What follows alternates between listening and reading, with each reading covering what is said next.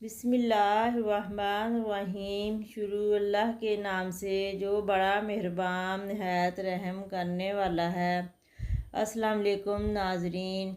प्याज की करवाहट से आँखों को कैसे बचाया जाए? ज़्यादा लहसुन छीलने हों तो इन्हें कैसे आसानी से छीला जा सकता है और अचार को कैसे महफूज रखा जाए?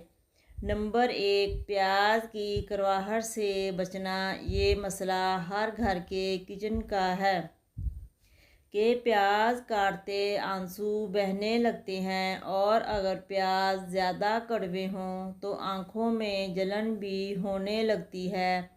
इन छोटे छोटे टोटकों पर अमल करके आप इस मसले से बच सकते हैं। अफ्रीका में औरतें ये टोटका करती हैं कि प्याज का मोटा सा छिलका सर पर रख लेती हैं, इससे आंसू नहीं बहते।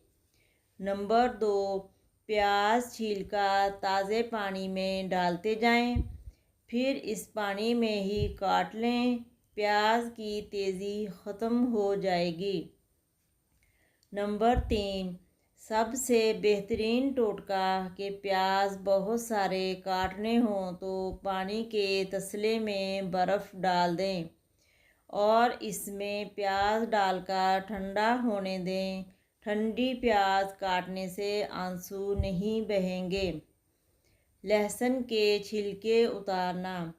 लहसुन को पानी में भिगो दें, रात को भिगोएं, सुबह लोहे की छलनी में डालकर हाथ से मलें, छिलके जल्दी उतर जाएंगे।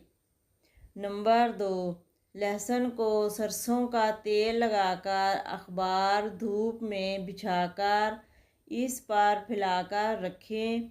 तेज़ धूप दें। 3-4 घंटे बाद मोटा कपड़ा लेकर इससे लहसुन को मलें, छिलके उतर जाएंगे।